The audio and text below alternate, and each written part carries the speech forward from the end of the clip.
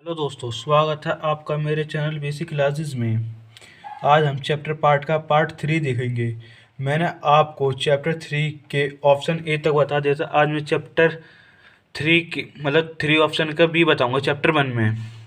आप देख सकते हैं, इसमें पहली है हेडिंग द्विविम षटकोणीय निबिड़ संकुलित परतों से त्रिविम निबिड़ संकुलन।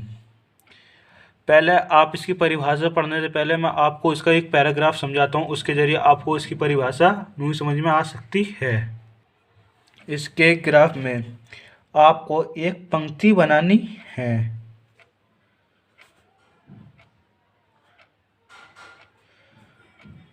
ये पंक्ति इसकी तैयार हो गई, लेकिन पहली पंक्ति में इसके बाद जो दूसरी पंक्ति बनेगी वो इसके अवनमनों में बनेगी। अवनमन कौन से होते हैं? जैसे ये खाली जगह है, वो इनके बीच में यहाँ ये दूसरी पंक्ति बनेगी। वो पंक्ति इस प्रकार बनेगी जो इनके बीच का रिक्त स्थान है वो कम से कम हो। ऐसा यहाँ पर ये पंक्ति बन जाएगी।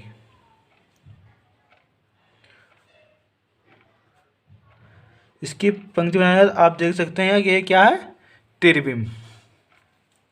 द्वितीय षटकोणीय निबिड़ संकुलन परतों में त्रिविम निबिड़ संकुलन मतलब कि त्रिविम, जो इसकी मान लिया कि हमारी पहली परत है, पहली परत, और मान लिया कि हमारी ये दूसरी परत है।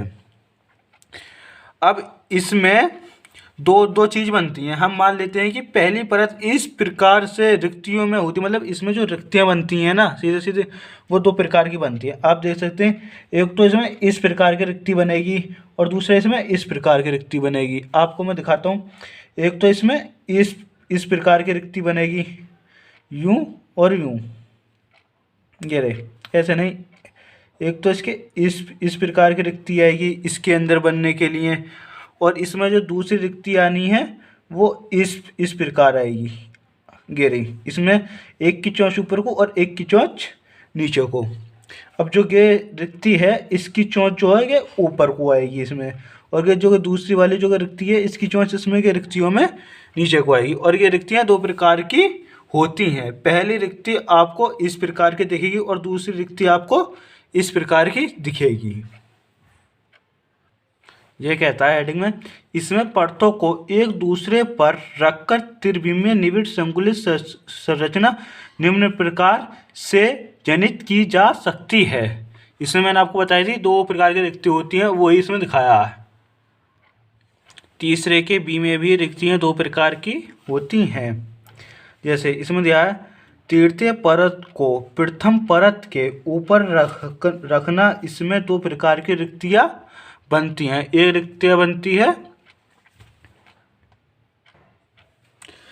चतुष्फलकीय रिक्ति। इसमें दो प्रकार की रिक्ति होती है। इसमें चतुष्फलकीय में आपको यहाँ पर 3 गोले बनाने हैं। यहाँ पर आपको गोले बनाने हैं। जो ये रिक्ति बनेगी आपकी, यहाँ जो ये रिक्ति है कि आपकी बनेगी चतुष्फलकीय रिक्ति। कैसे बनेगी ये? कि आपकी इस प्रकार रिक्ति बनेगी जिसकी चोंच ऊपर को, तो ये क्या होगी? आपकी चतुष्फलकीय रिक्ति। और इसके बीच में एक गोला बनाते हैं, तो ये क्या बन गई? आपकी चतुष्फलकीय रिक्ति बन गई। जो ये गोला है इसके जो ये है अवनमन बोल लो या गर्त में लगाते हैं, इसे ही चतुष्फलकीय रिक्ति कहते हैं। इसमें बी है आपके लिए ऑप्शन अष्टफलकीय रिक्ति। अष्टफलकीय रिक्ति में जो होता है वो ये होता है, इसमें भी आपको पहले यहाँ पर 3 गोले बनाने हैं, 2 और 3 गोले बनाने के बाद गोलों की दूसरी परत आपको इस पर इस प्रकार व्यवस्थित करनी है। जैसे एक गोला, 2 गोले और एक के 3 गोले, आपको इस प्रकार दूसरी परत व्यवस्थित करनी है। अष्टफलकीय रिक्ति इस प्रकार की होती है। इसमें 6 गोले होते हैं। अष्टफलकीय रिक्ति में जो होती हैं वो इस प्रकार बनेगा। जो 3 पहले वाले गोले थे वो उसका चित्र इस प्रकार बनेगा। जो वो रिक्तियाँ होती हैं ये रहा, उसका चित्र इसमें इस प्रकार बनेगा। और जो हमने जो बाद में 3 गोले बनाए थे उसका चित्र इसमें इस प्रकार बनेगा। इसमें ये जो होगा ये पहले वाले गोले का होगा, क्या होगा? पहले वाले का, और जो कि बनाएंगे दूसरे वाले का होगा। इसे क्या बोलते हैं? अष्टफलकीय रिक्ति बोलते हैं। इसमें है तीसरे का बी का खा, ये तृतीय परत को द्वितीय परत पर रखना। इसमें अष्टफलकीय रिक्तियों का आच्छादन होता है, मतलब इसमें जो अष्टफलकीय होती हैं उनका आच्छादन होता है, जिसके परिणाम स्वरूप घनीय निविड़ संकुलित सीपीपी अथवा फल केंद्र घनीय संरचना बनती है। आपकी स्क्रीन पर एक चित्र आपको दिखाई दे रहा होगा, इस प्रकार की इसमें संरचना बनती है। इसे ही तृतीय परत को द्वितीय परत पर रखना कहते हैं। इसमें है नई हेडिंग, क्रिस्टलों में दोष। क्रिस्टलों में दोष अवयवी कणों द्वारा अव्यवस्था अथवा निश्चित स्थान छोड़ने अथवा अशुद्धि की उपस्थिति के कारण उत्पन्न होते हैं। दोष दो प्रकार के होते हैं। आप डेफिनेशन ध्यान से पढ़ना है कि क्या बोल रहा है।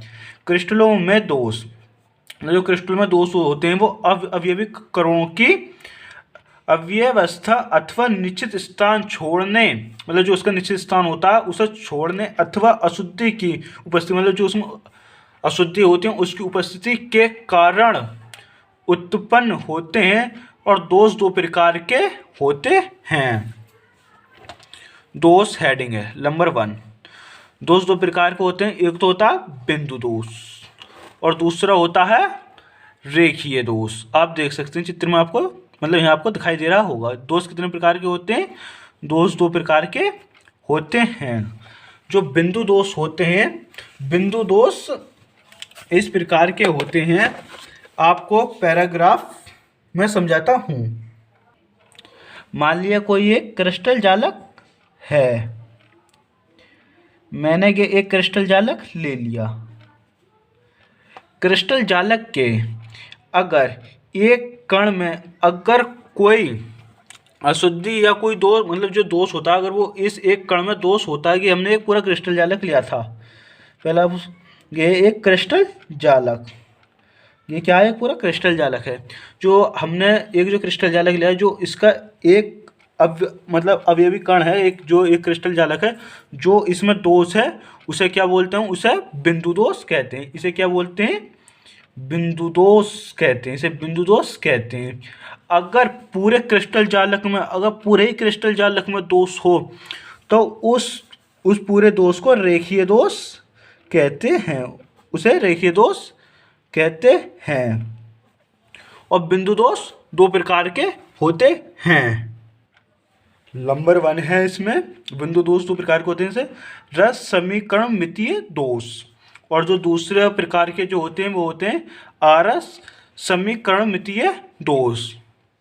जो के होते हैं रस समीकरण मितीय दोष, ये 4 प्रकार के होते हैं। इसमें जो 4 प्रकार होते हैं, नंबर 1 होता है इसमें शॉर्ट की दोष, दूसरा होता है इसमें रीति का दोष, नंबर तीसरा होता है इसमें फ्रैंकल दोष, इसमें चौथा होता है आंतराकाशी दोष। जो आरस समीकरण दोष होते हैं वो 3 प्रकार के होते हैं। नंबर 1 धातु अधिक्य दोष, नंबर 2 धातु न्यूनता दोष, नंबर 3 है इसमें जो तीसरे प्रकार का अशुद्धि दोष। बिंदु दोष, जो बिंदु दोष होते हैं, अब यदि कणों की सामान्य आवर्तीय व्यवस्था में विचलन से उत्पन्न दोष बिंदु दोष कहलाते हैं। क्या कहलाते हैं? वो बिंदु दोष कहलाते हैं। उन्हें बिंदु दोष कहते हैं। नंबर दूसरा है इसमें रेखीय दोष। रेखीय दोष में चालक बिंदुओं की पूर्ण पंक्तियों में दोष हो तो उसे रेखीय दोष कहते हैं। मैंने अभी आपको क्या बताया, अगर उसकी पूरी पंक्ति में दोष हो तो वो क्या कहलाता है? वो रेखीय दोष कहलाता है। अगर इसकी पूरी पंक्ति में दोष हो तो क्या रेखीय दोष कहलाता है। और इसके एक कण में अगर दोष हो तो वो एक बिंदु दोष कहलाता है। बिंदु दोष के जो पहला दोष था रस समीकरण मितीय दोष, हम इसमें इसका ऑप्शन ए पढ़ेंगे। शॉर्टकी दोष, शॉर्टकी दोष होता क्या है? शॉर्टकी दोष को मैं आपको इसकी एक परिभाषा बताने से पहले मैं आपको उसका एक पैराग्राफ समझा देता हूँ, उसके जरिए आपको इसकी डेफिनेशन अच्छी खासी समझ में आ जाएगी। ये शॉर्टकी दोष का चित्र है। एक आयतन में हमने धनायन तथा ऋणायन बना लिए, लेकिन धनायन जो धनायन होते हैं, जैसे धनायन के नीचे सीधे ही ऋणायन आना है, ऐसा नहीं जैसे यहाँ पर भी है। आपको इस प्रकार आप देख सकते हैं, इसमें जो चित्र है आप इस प्रकार चित्र को तैयार कर लीजिए। इसमें क्या होता है, जो ये धनायन है वो अपने ही जगह से लुप्त हो जाता है, मतलब वो अपने ही जगह से लुप्त हो जाता है।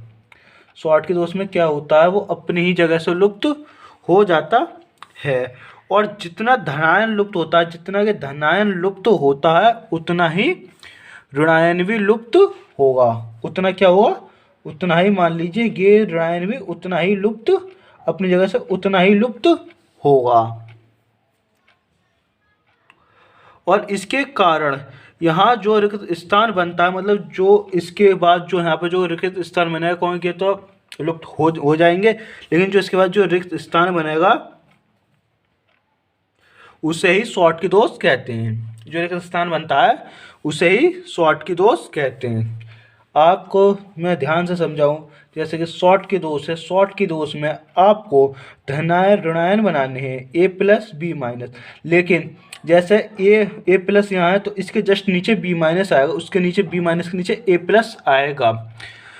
और इसके बाद यहाँ से जितना ऋणायन अपनी जगह से लुप्त होता है शॉर्टकी दोष में, उतना ही यहाँ से धनायन भी अपनी जगह से लुप्त होगा। इसे ही शॉर्टकी दोष कहते हैं। धनायन तथा ऋणायनों का मान हमेशा अनुपात मतलब जो मान है इसका दोष से और दोष के बाद अनुपात में समान होता है। मतलब जो इसका मान है वो धनायनों तथा ऋणायनों के दोष में हमेशा अनुपात के समान होता है। इसे ही शॉर्टकी दोष कहते हैं। अब मैं इसकी डेफिनेशन पढ़ते हैं। शॉर्टकी दोष वह दोष जो क्रिस्टल में धनायन तथा ऋणायन के समान संख्या में अपने स्थानों से लुप्त होने के कारण निर्मित रिक्त स्थानों के कारण होता है, उसे शॉर्टकी दोष कहते हैं। मैंने आपको क्या बताया था, जो धनायन है और जो ऋणायन है जो वो अपनी जगह से लुप्त हो जाते हैं, उसे ही शॉर्टकी दोष कहते हैं। इसमें दूसरे का भी है रीतिका दोष। रीतिका दोष में क्या होता है, आपको एक आयतन बनाना है। आपको एक आयतन बनाने के बाद इसमें अवयवी कण बनाने हैं। जैसे मैं कुछ अवयवी कण बना रहा हूँ,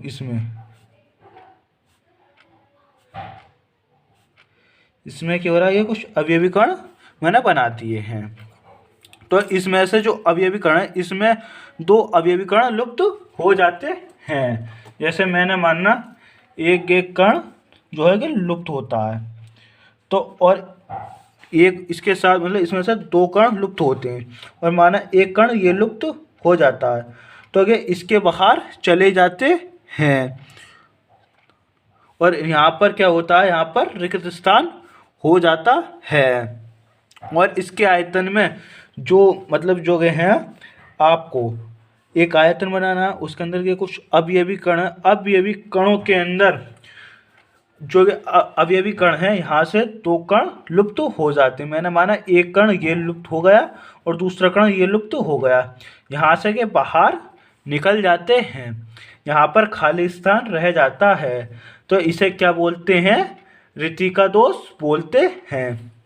लेकिन रीतिका दोष में जो इसका आयतन होता है, इसके आयतन पर मतलब जो इसका आयतन है इस पर कोई फर्क नहीं पड़ता है, लेकिन इसका जो द्रव्यमान भी कम हो जाता है और इसका जो घनत्व है वो भी कम हो जाता है, क्योंकि इसमें दो अवयवी कण बाहर जा रहे हैं, क्योंकि इसका आयतन वही के वही है, इसलिए इसके आयतन पर कोई फर्क नहीं होता है। रीतिका दोष, यदि क्रिस्टल जालक से अवयवी कण अपने नियमित स्थान से बाहर निकल जाते हैं तो उत्पन्न दोष को रीतिका दोष कहते हैं। इस दोष के कारण पदार्थ का घनत्व कम हो जाता है, जो इसका पदार्थ है उसका घनत्व भी कम हो जाता है और इसका द्रव्यमान भी कम हो जाता है। आपका मेरे चैनल बेसिक क्लासेस में आज हम इतना ही पढ़ाएंगे। मतलब जो दोष हैं ऋग्वेदा दोष तक, और जो इसके दोष हैं वो जितने भी दोष हैं मैं उससे अगले चैप्टर में बनाऊंगा। अगर आप मेरे चैनल पर नहीं तो आप मेरे चैनल बेसिक क्लासेस को सब्सक्राइब करना ना भूलें। मेरी वीडियो को लाइक और शेयर